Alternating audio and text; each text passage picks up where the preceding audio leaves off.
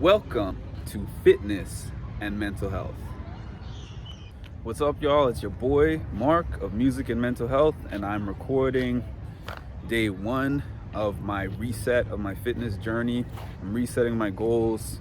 I'm trying to get myself back on track, and I want to show you guys not just the workout, but also the in-between, so you can understand about my thought process and the things that I'm going through, trying to get myself back into the peak condition that I was back in March. They firing people. They might as well remove that aspect of it. We're going for 8. No, we're going for 10. Aim for 10. Aim high. To double check on that, but that's like a 2-mile run. 2 miles? Yeah. That's it? Yep. Okay. How are you hoping to do in that? Well, I'm gonna have to come up with a number because my goal before was under 20 minutes. I've done that. I think the last one that I did was about 17 minutes and change. I'm not in the type of running shape that I was when I did that. So I'll have to think about it. Well, are you able to do a 8-minute run? For 1 mile, yes. Okay. I can still do that. Can you keep that up consistently for 2?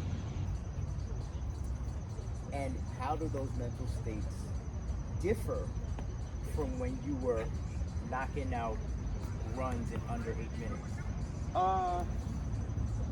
I think like we had talked about the other time, I never thought I could get better at running. So that's where my mental state was when we started with a run schedule. I'm like, it is what it is, I'm just not a runner. And then I was excited to knock down times. The first time I got under a 30-minute 5K, I was excited, 29 something. The fastest 5K time I've ever done now is like 23 something. So I was actually doing a 7-minute and something pace for those 3 miles. So we're not even talking about times that I haven't done, with you telling me to do an 8-minute pace in practice. But mentally, I'm just not there. I'm just not into running right now. It feels very taxing and draining to even get on the course. Okay. Here's a question. Why do you do these runs if you're not into running?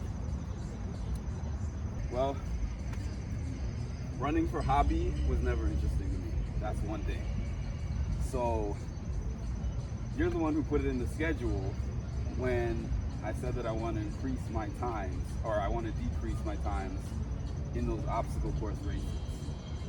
So the excitement started to come when I started to realize that as I was improving these run times, when I got into the obstacle courses, I felt more endurance when going through the obstacle course. Now, you take the obstacle courses out of the equation, and I don't really have an answer to the question of what would excite me to do it just generally. But I do remember at one point in time that something interesting about running for me was that long distance running was always my weakest thing. So it felt like, I feel like we can always just stockpile on our strengths. Like I could do a million obstacle courses. But the only way that I'm ever gonna improve at my strengths is to work on my weaknesses. So that's why it was exciting for me to see, hey, it's not just something that, oh, I'm just born as a slow endurance runner with no endurance. I can improve that with eating, running, and practice.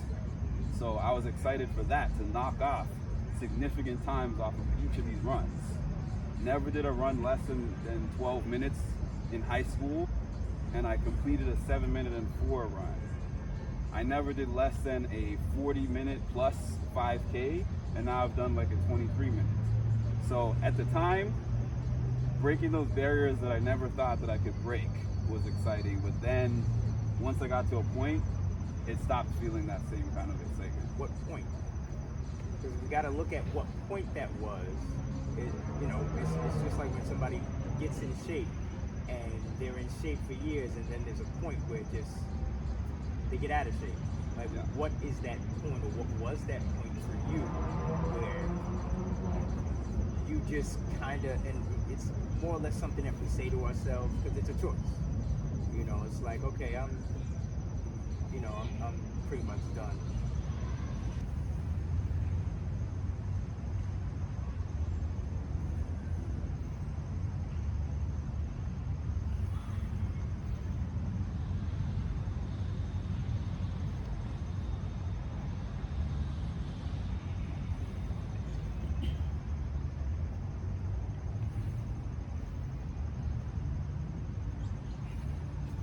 Now I want to throw that same question back at you.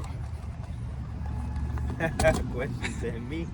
Got me What back. motivates you to continue with all the routines that you always tell me about when it comes to like your meditation, the way you eat, your exercise planning and your formulas, and all that stuff that you do? What motivates you in absence of some kind of specific event or some kind of occurrence that makes it exciting? This may be the anime head in me. Okay, but I've always wanted to stay ready. So for whatever situation came about, at least I could be, one thing I can control is my physical ability to handle a situation. It could be something as little as opening a jar, right? If I'm not, and this is just a minute aspect to it, but if I'm not training in my grip strength, at some point in time, my grip will be weak enough, or so weak that I won't be able to open a jar. Yeah. Right, and that's a general thing for my, that may be specific to my elders. Okay. Right, I see a lot of folks that talk about how much they wish they would have still done this, or they wish they would have kept doing this before they lost that ability. Mm-hmm. I never want to lose the ability. At some point, I most likely will. I'm not immortal. And at some point my body will get weaker. But while I've still got some aspect of my youth, while I'm still capable, why not keep training? Why not keep doing everything that I've been doing that has not failed me yet, and enjoy my life the way I want to enjoy it? So the answer is that you're built different. Because a lot of people say they want to maintain use of, their body when they get older and stay strong and healthy, but don't consider that as a motivating enough factor in their 30s to stick with these routines. This is very true. But a lot of it is programming. What you allow into your mind will eventually become your reality. Now, the body positivity movement. Yeah. Now, while I am all for body positivity, I have my way of thinking about it, or my way of assessing what that is. For me, it's loving your body at its healthiest state. Right? I have never heard that one before. That's a good one. I heard it your somewhere. body at its healthiest state. I might have heard it somewhere. I don't know. But like, I like being healthy. I like the fact that I am different amongst a number of my peers. I've always liked being different. Well, it's not really a matter of me liking it. It's just, You embrace that. I embrace it, yes. You know, the fact that whenever I meet up with people after a long time, people look at me and say, oh shit, you still look the same. You know, I like looking the same. I don't want to come up one day and Cass is like, yo, what happened? I ain't even gonna lie to you. That may be somewhat of a fear for me. Like, people look at me and say, yo, he was on to something at some point. Yeah. And it's not even a matter of what other people think. It's, this is something that's really within me. Like, I don't want to be that person. You know, I don't want to push out all of this positivity towards being healthy, staying healthy, and then next thing you know, I allow something in life to disrupt my system. Yeah. Because that's one thing I'm not comfortable. I'm not comfortable with things disrupting my system. Even when it came to, being in the workforce, no matter what, I told you before, no matter what, my workout was happening. Every once in a while, you might be off. Yep. You might, miss a day or two. But for the most part, if I had to work late at night, if I had to go into work late at night, then I'm either working out as soon as I get off of work or right before I have to get ready to go in. You know what's so interesting when you say that? It makes me think of the fact that we're all doing somebody's program. Yes. I'm getting up and I'm going to work. I have to work from 9 o'clock in the morning until 5 p.m. I have my 15-minute breaks. I have to accomplish this much. I have to go in this meeting at this time. Somebody had to sit there and put that program together. Yes. And the motivating factor for people in those scenarios is, I don't want to get fired. Yes. If I'm not doing the system the way that it was set out for me, I'm not going to have an income. So it's trying to figure out a way to translate that same level of, I don't know, feeling like this is mandatory. If I miss this meeting, shoot, they're going to get me. I'm going to get dinged, or I'm going to get written up, or I'm going to get spoken to in email or whatever. But people feel like if I miss that workout, I can do it again tomorrow. Tomorrow. And next season. And that's what happened to me with the running. When I was in the routine, it was routine for me. I never liked the running, but it was routine.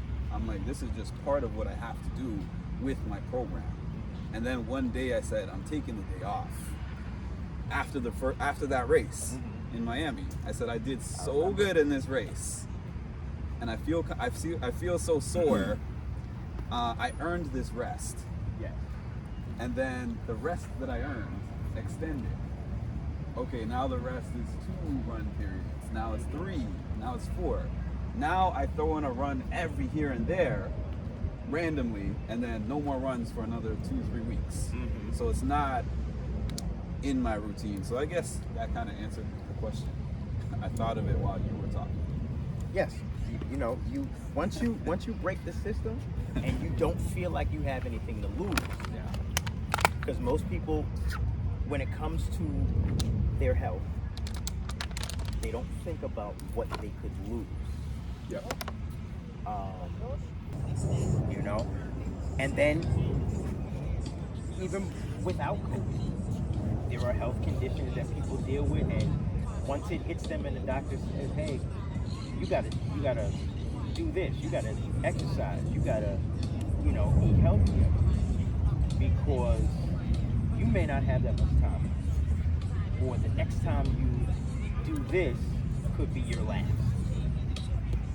Once they're hit with something where now this is something that I'm going to lose, which is possibly my life or my livelihood.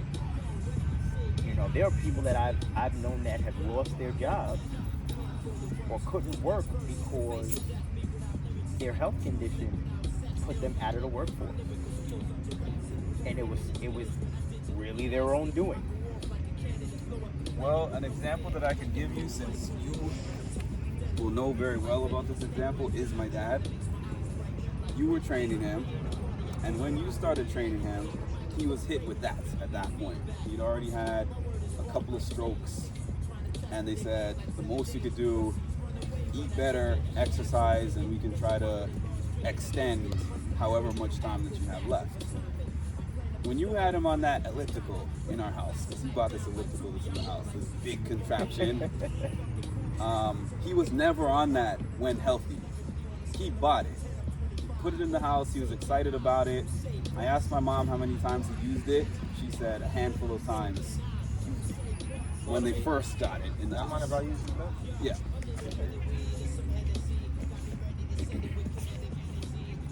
She said a handful of times when he first bought it.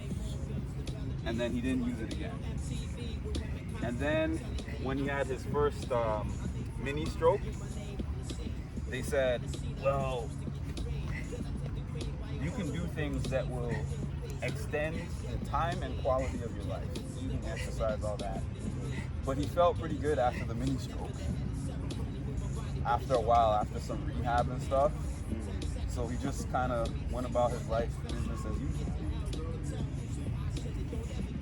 But then, when he had his, I think his second major stroke, he was like, I'll do anything. Because he was in a position of like desperation to get better. So I would say that is one of my motivating factors. Because it's a scary thing to think about, just going about your business and then one day being told the sum of all the things that you've done to this point has given you something that you can't reverse. That's it. That's major. Yeah. That is very major. And I'm sure there are a lot of folks, honestly, even around our age, right, where everything that you have, how you've operated in your life, has now come back to bite you. I know quite a few folks that I have been acquainted with, that I have either gone to school with. It's like, hey man, I got this going on. I need help. And it's, you know, and it was, they allowed it to get to a degree where it's like, yo, I need this now. It's not like, I want to get healthy, I want to get in shape. It's like, yo, man, doctor done told me this. How many of my friends have been told, yo, I'm either pre-diabetic or full-blown? You know, and it's like, oh, man. All right.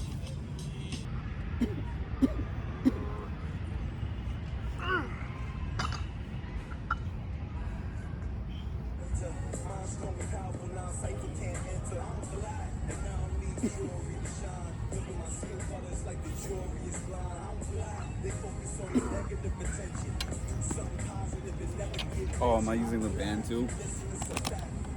Or just the pillow? Yep. Red band, hammer curl. So one thing I can think of is that when I felt like my best self in March, everything I did felt like it was working towards this goal of doing this high rocks.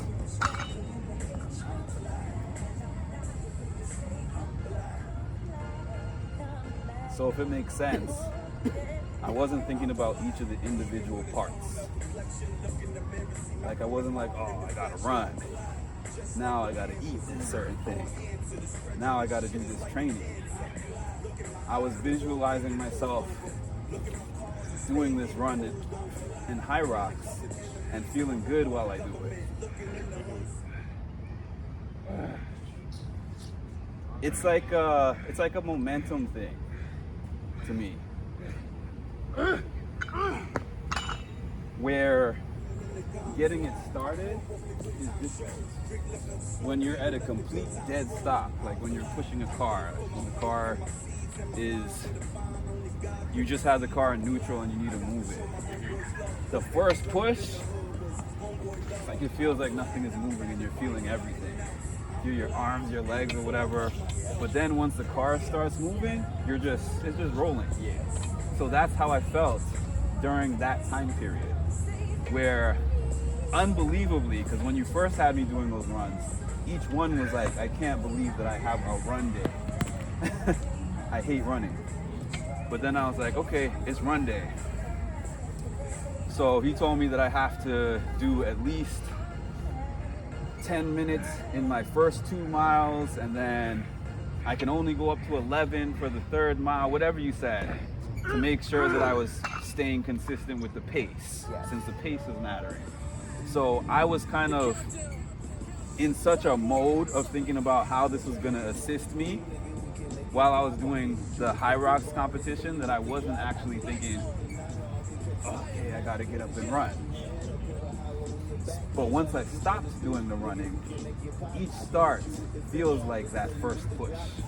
Every time I do it randomly, it feels terrible. You've got to be able to push the envelope each time you do it, because that's the only way you get better. That's the only, and in the adult world, that's the only way it matters. There's a funny story that I told at my mom's birthday. Funny that she doesn't remember any of these things when I tell them. Selective memory maybe, but my mom was not one of those, yeah, my kid is the greatest, my kid is the best. Even as a child, if I did something that she thought was okay, she would tell me that I did okay. And I remember this one time, there was this test that I hadn't studied for, and I think it was a midterm or something like that. And I just had an amazing recall ability. So I remember staying up the night before, hours and hours, studying this stuff I should have been studying all semester. I did the test, and I got the test results, and I got a B. So I brought that B home, and I was excited. Because I'm like, I studied for one night, one hard night, and I got a B.